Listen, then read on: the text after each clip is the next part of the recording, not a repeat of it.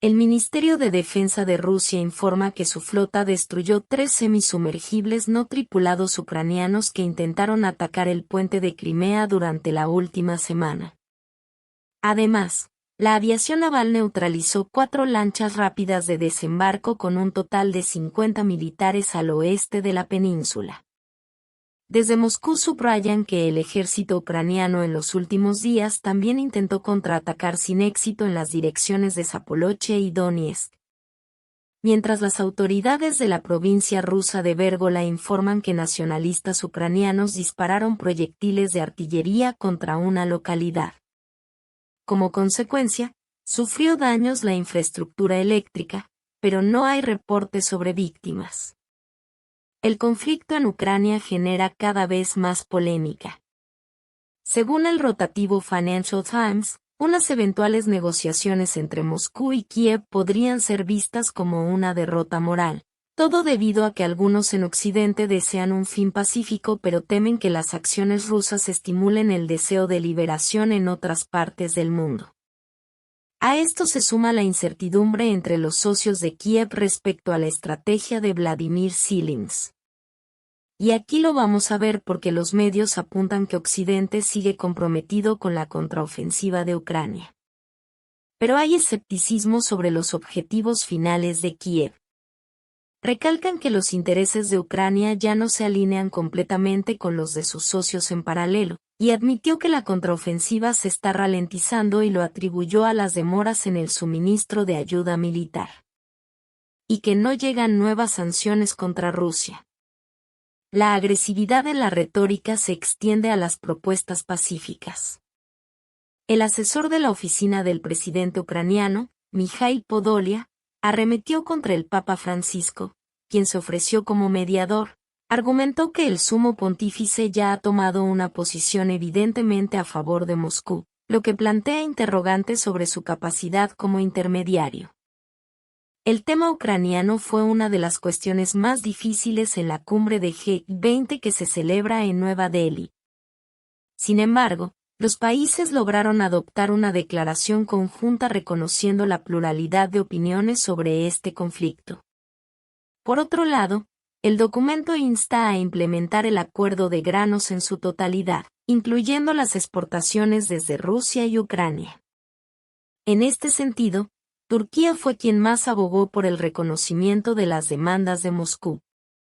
Ya lo has anotado, algunos puntos muy importantes, inéditos si se quiere, pero no inesperados. Por ejemplo, en el marco del curso que ha tomado este nuevo mundo multipolar, la bienvenida a la Unión Africana como miembro permanente del grupo de los G20. Este es un suceso que sí que ha concentrado la atención de mucha de la prensa, de los líderes de distintos sectores y también del propio Narendra Modi, el primer ministro de India, que por supuesto ha presentado a su país en todo rótulo y espacio como anfitrión. Ya lo vamos a escuchar ahora mismo. Le dijo a la presidenta de la Unión Africana que primero pase al puesto que le corresponde en la mesa ya como nuevo miembro del G20 antes de proceder a otras actividades. Con el consentimiento de todos, invito al presidente de la Unión Africana a ocupar su lugar como miembro permanente del G20. Es importante destacar que también Modi ha dicho que la voz del Sur global está presente en esta decisión, que es un reflejo de lo que significa esta emergencia del mundo multipolar, en el sentido de que estas economías emergentes, potentes económicas emergentes del grupo surgido para la cooperación económica internacional integren ya a las repúblicas de África del continente que ha sido tan azotado por distintos eventos. Además, vamos a destacar ahora mismo lo que significa esta declaración conjunta. ¿Verdad? Hay un acuerdo también muy relevante de destacar. Vamos a repasar los puntos. Justamente, se reconoce la diferencia de opiniones acerca de la crisis ucraniana. Esto es muy relevante.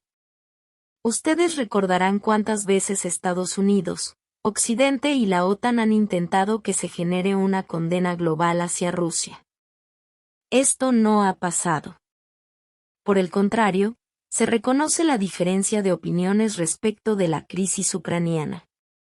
Otro tema es el rechazo al uso de armas nucleares y, por supuesto, las condiciones que puedan llevar a aquello, siempre en el marco de los llamados hacia una paz.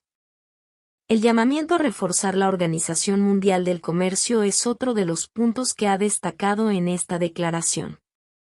Y miren ustedes que después de los esfuerzos de Rusia por que se esclarezcan los sabotajes al oleoducto Stream, ha surgido pues esta condena, esta denuncia de atentados terroristas contra infraestructura estratégica. Esto consta ya en la declaración del G20. Vamos a escuchar justamente la posición de la representante de Rusia ante el G20, nos referimos a Ana Lucas Educas, que se refiere a un nuevo capítulo de la historia donde el sur global se hizo más fuerte. Como habrán escuchado, en Marruecos ha sido sacudido esta jornada por uno de los mayores terremotos de su historia hasta el momento. La catástrofe ha dejado más de 1000 muertos y una cifra similar de heridos, según informa el Ministerio del Interior del país. El epicentro del sismo de magnitud 7.2 se sitúa al suroeste de la ciudad de Marrakech, según datos del Servicio Geológico de Estados Unidos. Se trata del temblor más fuerte en un siglo en la nación africana. El terremoto se registró a una profundidad de más de 18 kilómetros. El presidente de Rusia, Vladimir Putin, expresó sus condolencias al rey de Marruecos por esta lamentable tragedia. La violenta sacudida, cerca de la medianoche hora local, ha causado el derrumbe de edificios de la ciudad antigua de Marrakech, declarada Patrimonio de la Humanidad por la UNESCO. La mayor parte de los fallecidos se contabilizan en una zona rural cercana al epicentro, según datos ofrecidos por el Ministerio del Interior. Ante este panorama, Argelia abrió su espacio aéreo a los vuelos humanitarios hacia Marruecos, pese a la tensión diplomática que existe entre ambas naciones. Sobre el terreno, trabajan equipos de rescate, y el ejército está en busca de sobrevivientes entre los escombros con la ayuda de miles de voluntarios. Las autoridades han llamado a los ciudadanos a mantener la calma y han movilizado fuerzas de seguridad y protección civil, así como medios para intervenir y evaluar los daños. Escuchemos algunos de estos testimonios. Hemos estado visitando a unas personas en el mismo edificio, en el tercer piso, y de repente vimos cosas que caían desde arriba, como platos y otras cosas que estaban fijadas a la pared. No podíamos sentarnos ni pararnos, entonces salimos corriendo de la casa, al igual que los demás. Realmente, el terremoto fue muy fuerte. Nos sorprendió una vibración intensa. Todo en la casa se movía. Mi madre me dijo que era un terremoto. Pensé que era imposible. Después salimos rápidamente. En Chile, a pocos días del aniversario 50 del golpe de Estado de Pinochet, el ministro de la Corte Suprema, Mario Carroza, reconoce que el Poder Judicial pudo realizar una actividad más profusa en las causas de derechos humanos desde la transición a la democracia.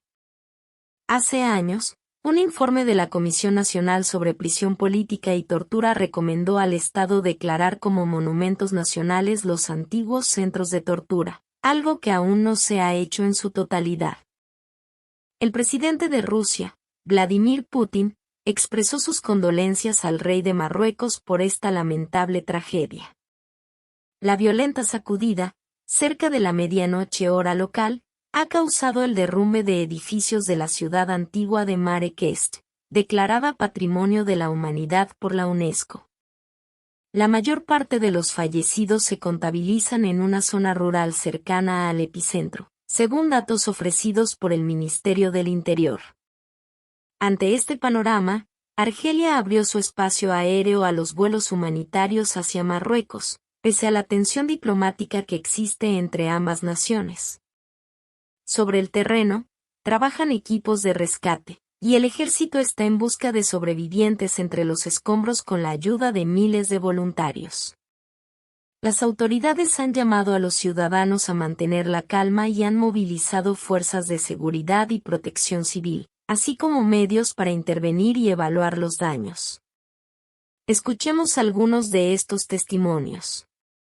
Hemos estado visitando a unas personas en el mismo edificio, en el tercer piso, y de repente vimos cosas que caían desde arriba, como platos y otras cosas que estaban fijadas a la pared. No podíamos sentarnos ni pararnos, entonces salimos corriendo de la casa, al igual que los demás. Realmente, el terremoto fue muy fuerte. Nos sorprendió una vibración intensa. Todo en la casa se movía. Mi madre me dijo que era un terremoto. Pensé que era imposible. Después salimos rápidamente. En Chile, a pocos días del aniversario 50 del golpe de Estado de Pinochet, el ministro de la Corte Suprema, Mario Carroza, reconoce que el Poder Judicial pudo realizar una actividad más profusa en las causas de derechos humanos desde la transición a la democracia. Hace años, un informe de la Comisión Nacional sobre Prisión Política y Tortura recomendó al Estado declarar como monumentos nacionales los antiguos centros de tortura, algo que aún no se ha hecho en su totalidad.